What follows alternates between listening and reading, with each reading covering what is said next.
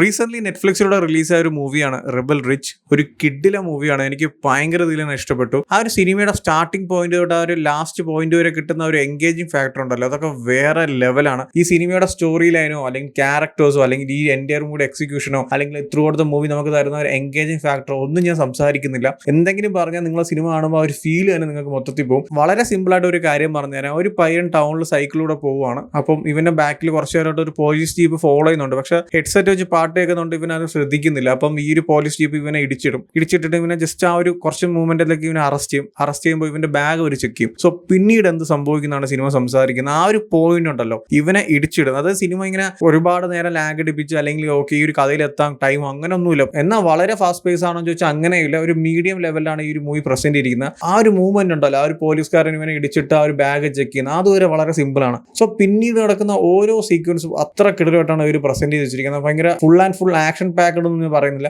ചെറിയ ചെറിയ action sequence, വളരെ മൈന്യൂട്ടുള്ള ആക്ഷൻ സീക്വൻസ് മാത്രമേ ഉള്ളൂ. പക്ഷേ ഈ ഒരു മൂവിയുടെ എൻറ്റയർ എക്സിക്യൂഷൻ ഉണ്ടല്ലോ, അല്ലെങ്കിൽ ഈ ഒരു മൂവിയുടെ സ്റ്റൈൽ ഓഫ് പ്രസന്റേഷൻ ഉണ്ടല്ലോ, അതിപ്പോൾ സിനിമാറ്റോഗ്രഫി ആയാലും ക്യാരക്ടേഴ്സിന്റെ പെർഫോമൻസ് ആയാലും അല്ലെങ്കിൽ ഓരോ സീനിന്റെ എക്സിക്യൂഷൻ ആയാലും അല്ലെങ്കിൽ അതിന്റെ പ്ലേസ്മെന്റ് ആയാലും ആൻഡ് ആ ഒരു സ്റ്റോറി ലൈൻ ആയാലും വളരെ സിമ്പിൾ ആയിട്ടുള്ള ഒരു പ്ലോട്ടിൽ നിന്നാണ് ഇതിന്റെ സ്റ്റോറി ലൈൻ സ്റ്റാർട്ട് ചെയ്യുന്നതെങ്കിലും പിന്നീട് നടക്കുന്ന ഓരോ കാര്യങ്ങളും ഇത് കണക്ട് ചെയ്ത് പോകുന്നതും പിന്നീട് അതിലുണ്ടാവുന്ന ഇവന്റ്സും പിന്നെ ആ ഒരു ഇവന്റ്സിനെ കണക്ട് ചെയ്ത് നടക്കുന്ന മറ്റുള്ള കാര്യങ്ങളും. സോ ആ ഒരു എൻറ്റയർ സ്റ്റോറി ലൈൻ്റെ ഒരു ബിൽഡപ്പ് ഉണ്ടല്ലോ, അല്ലെങ്കിൽ ആ ഒരു എൻറ്റയർ സ്റ്റോറി ലൈൻ്റെ ഒരു എക്സിക്യൂഷൻ ഒക്കെ അടിപൊളിയായിരുന്നു. അതിലാണ് ശരിക്കും ഈ ഒരു മൂവി വേറെ ലെവൽ ഓഫ് എക്സ്പീരിയൻസ് നമുക്ക് തരുന്നത്. അതായത് ഒരു ഇൻസിഡന്റ് അതിനെ റിലേറ്റ് ചെയ്ത് നടക്കുന്ന റിവെഞ്ചും അല്ലെങ്കിൽ അതിനെ റിലേറ്റ് ചെയ്ത് നടക്കുന്ന മറ്റുള്ള കാര്യങ്ങളൊക്കെയാണ് ഈ സിനിമ സംസാരിക്കുന്നത്. അത് വളരെ അടിപൊളിയായിട്ട് ഓരോ കാര്യങ്ങളും നൈസ് ആയിട്ട് തന്നെ സിനിമ പ്രസന്റ് ചെയ്യുന്നുണ്ട്. സോ അതുകൊണ്ട് തന്നെ ഈ ഒരു മൂവി ആയാലും ഈ ഒരു മൂവിയിലെ ക്യാരക്ടേഴ്സ് ആയാലും സിറ്റുവേഷൻ ആയാലും എല്ലാം എനിക്ക് നല്ല രീതിയിൽ ഇങ്ങനെ കണക്ട് ചെയ്യാൻ പറ്റും. അതുകൊണ്ടാണ് എനിക്ക് ഭയങ്കര ഈ മൂവി ഇഷ്ടപ്പെട്ടതും. അതിൽ തന്നെ ഏറ്റവും ഹൈലൈറ്റ് ആയിട്ട് പറയേണ്ട കാര്യം എന്ന് വെച്ചാൽ ഇതിന്റെ ഒരു പ്രസന്റേഷൻ ഉണ്ടല്ലോ, അത് ഭയങ്കര ബിഗ് ബഡ്ജറ്റ് മൂവിയോ അല്ലെങ്കിൽ ഭയങ്കര വലിയ കാസ്റ്റും അല്ലെങ്കിൽ ഭയങ്കര റിച്ച് ഫീലിംഗ് ആയിട്ടുള്ള ഫ്രെയിംസും അങ്ങനെയൊന്നുമില്ല. ഒരു സാധാ ടൗണിൽ നടക്കുന്ന ഒരു കാര്യം അതിന് അവിടുത്തെ കളർ ടൂണിൽ തന്നെ അല്ലെങ്കിൽ അവിടുത്തെ നമ്മൾ സ്ഥിരമായിട്ട് കാണുന്ന ഒരു പോയിന്റ് ഓഫ് വ്യൂ എങ്ങനെയാണോ ആ രീതിയിൽ തന്നെ ഇതൊരു പ്രസന്റ് ചെയ്യുന്നുണ്ട്. സോ അത് അടിപൊളിയായിരുന്നു. എനിക്ക് സത്യം പറയാൻ നല്ല രീതിക്ക് ഇഷ്ടപ്പെട്ടു. ഇതിന്റെ ആ ഒരു സിനിമാറ്റോഗ്രാഫി ആയാലും എഡിറ്റിംഗ് ആയാലും കളറിംഗ് ആയാലും ക്യാരക്ടേഴ്സിന്റെ പെർഫോമൻസ് ആയാലും എല്ലാ ക്യാരക്ടേഴ്സും അടിപൊളിയായിരുന്നു കേട്ടോ.